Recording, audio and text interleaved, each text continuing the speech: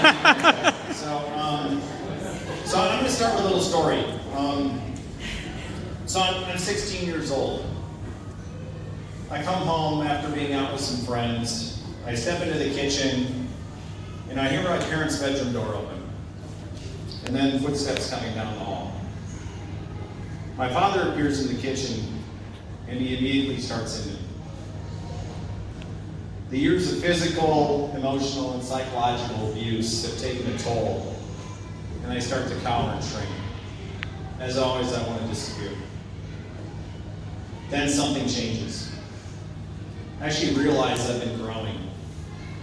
So I look him face to face in the eye, and instead of trying to disappear, I say to him, "You won't speak to me that way. You'll never again lay a hand on me. You won't abuse me, you won't bully me ever again." At that point, I took back my power.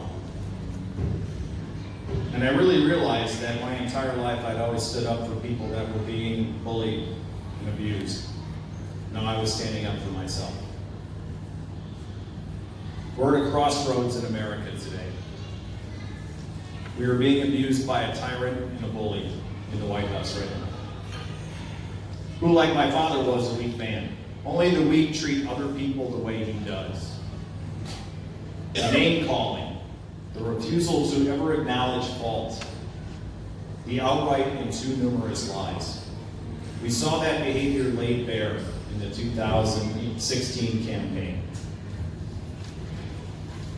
And just like I stood up to my father, I decided to stand up to this bully, and I came forward and ran for Congress.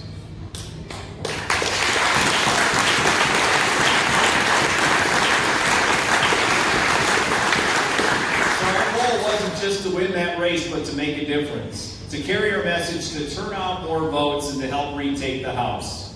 Fortunately, we did better than any other Democrat had done in 2018 than all the way back to 1978. We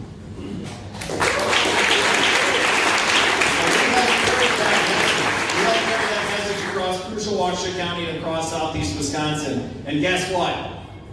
We actually won back the House in America, putting a check and balance against his president, and more importantly, we won back our states.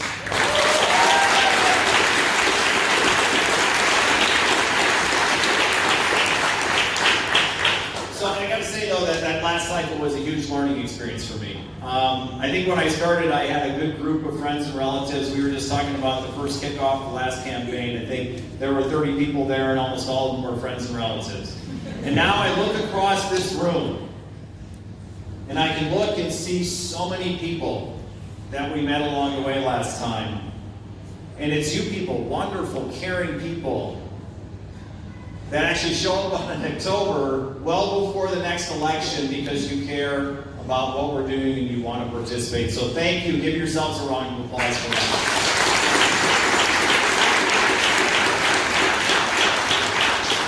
So we shared a simple goal last time. Let's rally to make America better. Let's work so that we can all aspire to the American dream.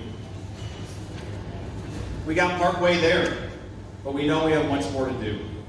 The goal just isn't to stand up to the temporary occupant of the White House. It's to make progress on issues we care about. And on those issues, frankly, we have huge majorities of Americans who agree.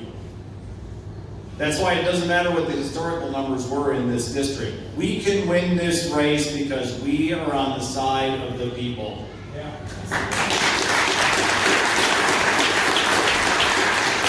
So today, in front of this huge sign that has my name on it, it's huge, I declare my candidacy for the U.S. House of Representatives in Wisconsin's 5th Congressional.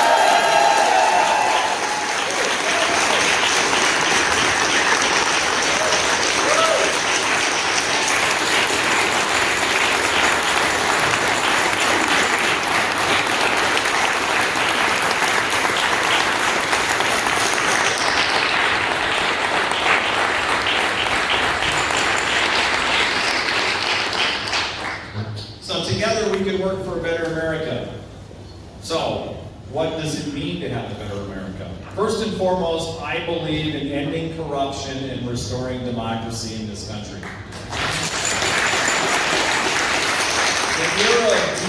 partisanship and divisiveness must come to an end. And our politics and our leaders must take on a more respectful tone that represents the best of us in America. And as Brett said, I believe in fairness and equality. That means we respect and advance the civil rights of women, people of color, the LGBTQ community, veterans, and immigrants. We can do better for all of us.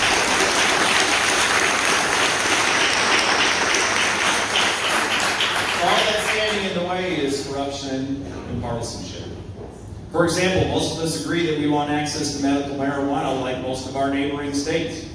Large majorities of us support a humane and smart immigration reform, system and reform, and the American people believe in privacy and our constitutional rights. But partisanship and corruption make these problems seem intractable.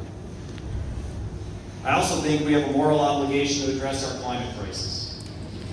The world is warming rapidly, and it is due to human activity. We are passing along to the next generation a situation they did not create, they might not be able to solve, in a planet in peril. We need to address this rapidly changing climate, and we need to address it now.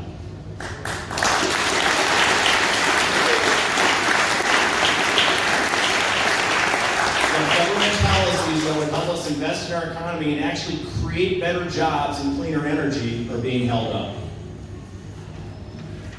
Partisanship and corruption have resulted in a lack of action, and it's time to change that and take seriously our need to respect our planet and ensure it is here for generations to come. Like you, though, I also think we must address the cost of health care. I believe in universal health care, making sure that everybody has affordable and accessible quality care. However we get there, most of us agree that the cost and bureaucracy of today's healthcare system isn't acceptable nor sustainable. We can and should build on the Affordable Care Act. We also must show moves toward Medicare for all. Whatever it takes to make this healthcare system work for all Americans, we must act, and we must act now.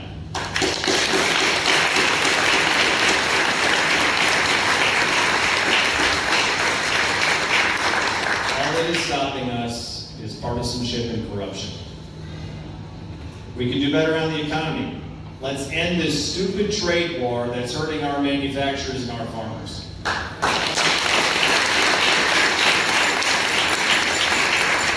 Let's raise wages, starting with the minimum wage, and address the crisis of student loan debt. Too many of us face economic insecurity even when we have decent incomes. We need a much fairer taxation system. Partisanship and corruption. Finally, we must address the incredible reality of gun violence in America. If you told me growing up that rather than pass sensible gun laws, we'd accept our kids doing code red drills in school, I have told you you were crazy. Then if you told me that the bills that aren't being passed are the ones that have 80, 85, 90% support, well, that's just unconscionable. And why are we here? You guessed it. Partisanship and corruption. We know why we have partisanship and corruption. We have voter suppression laws. We have gerrymandering. We have a campaign finance system that's broken. The new House majority understands this. The first thing they did, one of the first things they did this year is they passed H.R. 1 to address these very issues. And where's that bill right now? It's hung up by that senator from Kentucky and that guy in the White House. That has stopped that reform. So here we are. 2020 is the year. We're going to take back the Senate. And we are going to take back the White House. And we are going to surprise some people right here in crucial Waukesha County, and we're going to take back the 5th Congressional District.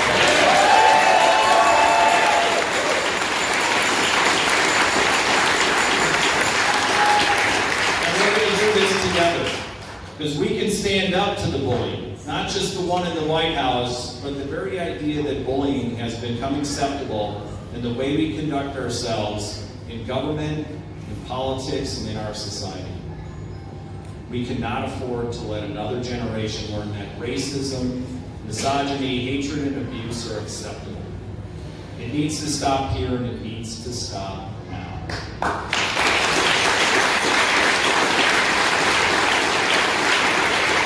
So the light of a brighter future runs through us. So thank you for your support, because together, united, we can bring a sense of decency, fairness, and urgency back to Washington. So thank you very much.